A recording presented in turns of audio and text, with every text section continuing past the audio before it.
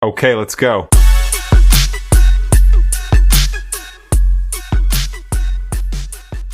Okay, let's unpack this. Usually when the topic of cannabis comes up, the conversation immediately, veers into one of two lanes. Totally. It's either politics or culture. Exactly. It's either this heated political debate about legalization or it's a cultural thing.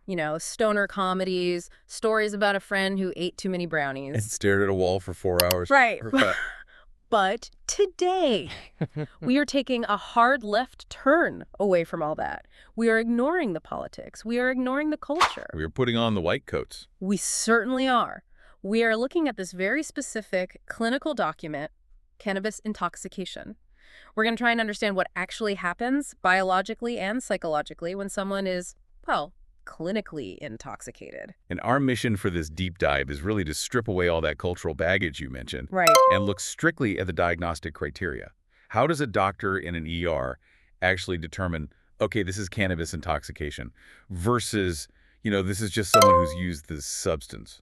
Because there's a big difference. The massive clinical distinction, yeah. And I have to say, looking at these notes, there are a few things that made my jaw drop, specifically about how the body stores this stuff. Oh, we'll definitely get to that. It's way more complex than just smoke in, smoke out. And just to hook you in right at the start, there's this mechanism in here called enterohepatic circulation. Sounds super technical. It does, but the implication is wild. It suggests you can have symptoms come back hours later without taking anything new. That's the fatty tissue surprise. It's a fascinating bit of pharmacokinetics that completely changes how you think about being sober. Okay, but before we get into the really deep biology, we have to start with the basics, the definition. Right. What's the actual clinical threshold for cannabis intoxication? Because I'm guessing a doctor doesn't just write patient is stoned on a chart. They do not. And this is the first hurdle we have to clear. According to the source, just using it isn't enough. Okay. There has to be, and I'm quoting here, clinically significant problematic behavioral or psychological change. Clinically significant. That's a heavy phrase. It sounds like the bar is higher than just giggling at a cartoon. It is. We're talking about changes that develop during or right after ingestion that actually impair your functioning. The source lists them in criterion B. Let's run through those. I've got the list here. Impaired motor coordination. That one seems pretty obvious. A classic. Sensation of slowed time. Yeah, we call that time dilation. Minutes feel like hours. It's a real perceptual distortion. Okay, and then impaired judgment, social withdrawal. But this is where it gets interesting for me.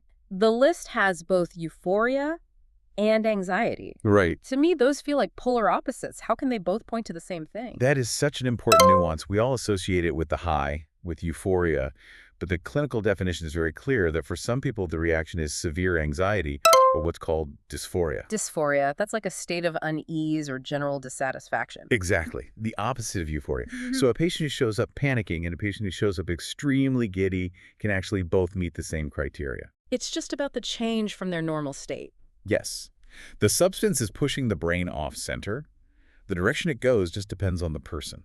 So you've got the behavioral stuff, but then the document also lays out a physical checklist. This is DSM-5 criterion C. Yeah. And this feels a bit like a field sobriety test for doctors. It was essentially, yes. To meet the diagnosis, you need at least 2 of 4 specific physical signs. And they have to show up within 2 hours of use. That's the window, yes. 2 hours. First, 2 of 4. Just 2. Okay, let's go through them. Number 1, conjunctival injection. Which is just the medical term for red eyes. Right. The blood vessels in the white part of your eye, the conjunctiva, they dilate. And is that from the smoke? Like an irritation? No, and that's a common misconception. It's systemic. The cannabis causes vasodilation, which is just widening of blood vessels all over your body. Oh, wow. It just happens to be most visible in your eyes. That's why you get red eyes, even if you eat an edible. That is fascinating. Okay, sign number 2, increased appetite. I just love that the munchies is a clinically validated diagnostic criterion. It absolutely is. Yeah. The doctor writes, increased appetite on a chart, and that's a check mark. It's a real physiological response in the hypothalamus. Number 3 is dry mouth. Okay, common. But number 4 is the one that I think would catch people off guard. Tachycardia. A rapid heart rate. And this is really important because the first 3 red eyes, hunger, dry mouth, they're mostly just annoying. Tachycardia can be physically distressing. Distressing how? Well, imagine you're sitting on your couch, totally relaxed, Mm-hmm. but your heart rate suddenly jumps from a resting 70 to, say, 120 beats per minute. That would be terrifying. I'd think something was seriously wrong. It is, and this feeds back into that anxiety loop we just talked about. Your heart starts racing, you think you're having a heart attack, that fear releases adrenaline. Which makes your heart beat even faster. Exactly, it's a spiral. And I imagine that's where the rule-out thing comes in, criterion D. Right, the doctor has to make sure these symptoms aren't better explained by something else. If someone has a rapid heart rate, you don't just assume it's cannabis. You checked for other things. Of course, but if you have the red eyes, the dry mouth, and the behavioral changes, the picture starts to become pretty clear. So we have the behavior and the physical signs. Now I want to talk about the when, the timeline. Oh, yes, the pharmacokinetics. Because the source breaks down the speed of onset, and it's totally different depending on how you take it. A crucial distinction, especially for an ER doc. If it's smoked, intoxication can happen within minutes. Almost instant. Yeah, it's absorbed right into the bloodstream through the lungs. But oral ingestion edibles? That's a different story. A completely different animal. The source notes? It can take several hours. And this is where that impaired judgment from criterion B really kicks in. The classic, I don't feel anything yet mistake. Precisely. Someone takes one, waits an hour, feels nothing, takes another. And then it all hits them at once, much later. And how long does this state usually last? The general rule of thumb is 3 to 4 hours, longer if it was eaten. But Here it comes. The twist. yes, this is where it gets really interesting. A fatty tissue surprise. The source material explicitly states that effects can last longer or, and this is the key part, reoccur within a 24-hour period. Reoccur. So you could feel sober, go about your day, and then suddenly feel intoxicated again without taking anything else. Potentially, yes. The document explains this is due to the slow release of active metabolites from fatty tissue or into enterohepatic circulation. Okay, let's unpack that science. That is a mouthful. Enterohepatic circulation. Let's break it down. Entero refers to the intestines. Okay. Hepatic refers to the liver. Right. So think of it like a recycling system. Normally, your liver processes a substance and sends it to your gut to be, well, removed. Goodbye, substance. But with cannabis, some of those active metabolites get reabsorbed from the intestine back into the bloodstream. They take another trip back to the liver. It's a loop. It's a literal loop. And on top of that, cannabis is lipophilic. Meaning? It loves fat, lipophilic. It binds to your fat cells and just hangs out there. So it's stored in the body's reserves. Correct. And these metabolites can then be slowly released back into your bloodstream. So hours later, maybe you exercise, maybe your metabolism just shifts. You could get another wave of symptoms as they wash back into your system. That is just wild. Think about the implications of that for a second. You might think you're totally fine for meeting or to drive because it's been 6 hours.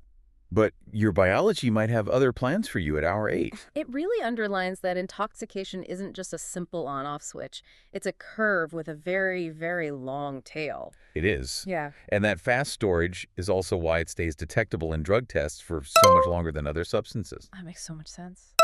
Okay, let's move on to the detective work. The section on differential diagnosis. Right. How do you know it's this and not something else? Exactly. How does a doctor know it isn't alcohol? Or something scarier like PCP? It's all about pattern recognition. And the source gives us some really good contrasts. Let's start with alcohol or sedatives. Okay. With alcohol intoxication, what usually happens to your appetite? Well, personally, I want a slice of pizza, but clinically. Clinically, the source says you typically see a decreased appetite during the acute phase. Really? Yes, but more importantly, look at coordination. Alcohol and sedatives often cause nystagmus, that's uncontrolled eye movement, and ataxia. Severe loss of coordination, stumbling, falling over. Right, and aggression. The notes specifically call out aggression for alcohol. Cannabis, on the other hand, rarely causes that level of ataxia and almost never causes aggression. So if a patient is swinging at the nurses, you're probably not thinking cannabis. Probably not. If they're withdrawn, have red eyes, and are asking for snacks, that points one way. If they're aggressive and can't walk, that points somewhere else entirely. And the notes also mention hallucinogens. They do. In low doses, some can mimic it, but something like PCP is again much more likely to cause that aggression and ataxia. There is one specifier in the notes that I found. Well, trippy. It talks about perceptual disturbances. Yes, and this is a critical distinction for the diagnosis. The document says you can have hallucinations, auditory, visual, whatever, but it specifies with intact reality testing. That phrase is everything. Intact reality testing. What does that mean in plain English? It means the person knows the hallucination isn't real. They might see tracers when they move their hand, but they can say to themselves, okay, I'm seeing this because of the substance. My hand isn't actually on fire. They're aware of their own altered state. The observer part of their brain is still working. Exactly. They can distinguish their internal experience from the external reality. And what if that goes away? If reality testing is lost, if they believe the hallucination is real and they start reacting to it, then the diagnosis shifts. To something more serious. Much more. The source says you should then consider cannabis-induced psychotic disorder, which is a separate and more severe diagnosis. So that's the line. It's the difference between, whoa, that painting looks like it's breathing, and that painting is telling me to do things. That is a perfect way to put it. And it's why a doctor has to ask, do you know that what you're seeing isn't real? Their answer changes everything. Okay, so we've diagnosed it. We know it's cannabis intoxication. We know it's not psychosis. What happens next? The section on consequences is a bit of a reality check. It is. The source lists the real-world fallout. Dysfunction at work or school is at the top. Failure to fulfill role obligations. Traffic accidents. And unprotected sexual activity. It's all about that impairment of judgment we talked about at the very beginning. Your risk assessment just goes out the window. It does. Your brain is prioritizing the immediate sensation over the long-term consequence, whether that's getting behind the wheel or anything else. So, is there a cure? If someone shows up in the ER with this, do you just give them a pill and send them home? Generally, no. The treatment is described as conservative. Which means Watch and wait. You put them in a safe, quiet environment, low lights, low noise, and just let their body metabolize it. time is the only cure. Mostly. The source does note an exception, though. In cases of severe anxiety or that dysphoria we mentioned, they might receive benzodiazepines. To calm them down. Exactly, to acutely treat the symptoms. If someone's heart is racing and they're in a full-blown panic attack, a sedative can help bring them back down to baseline while the cannabis wears off. But it's not an antidote. No. There's no naloxone for cannabis. You can't just reverse it. You just have to ride it out. I want to zoom out for a second to the epidemiology, the numbers, or I guess the lack of them. Right. The document says the exact prevalence is unknown. But it adds this one little caveat. Most cannabis users will at some time meet criteria for cannabis intoxication. Which just makes sense, right? If you use this substance, you're aiming for some kind of effect. The line between just feeling it and clinical intoxication is just that threshold of problematic change. It kind of reframes the whole experience. I think people think of intoxication as this extreme state, like passed out on the couch. Right. But based on this, if your eyes are red and you feel a bit too anxious to talk to people at a party, that's it. You've met the criteria. You have. And biologically, your body is going through this specific set of changes. It's a systemic event, not just a mood. So to recap our journey, we started with the definition. It's not just using, it's a clinically significant change. Very good. We went through the physical checklist. 2 out of 4. Red eyes, munchies, dry mouth, or a rapid heartbeat. And don't forget the anxiety or the euphoria. We looked at the timeline: fast for smoking, slow for eating, Yeah. and that lingering ghost in the fatty tissues. The metabolic tail. We played detective, telling it apart from alcohol or PCP, and finally the reality check of the consequences and the weighted out treatment. It's a distinct clinical syndrome. That's the main takeaway for me. It's not just a social activity. It's a physiological condition with specific markers that distinguish it from everything else.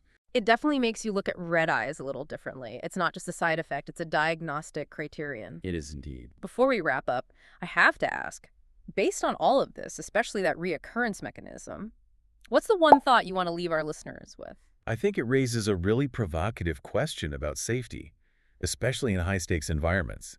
Legalization is spreading, usage is becoming normalized. But if these active metabolites can release from fatty tissue hours later and potentially re-trigger symptoms or impair judgment, at what point can a regular user truly be considered clear? Wow. If you're a surgeon, or a pilot, or a crane operator. Does sober mean I haven't used today? Or does biology demand a much, much longer window that we aren't really accounting for? That is a lingering thought. When does the biological clock actually reset? Something to chew on. That's all for this deep dive. Thanks for listening. Stay curious.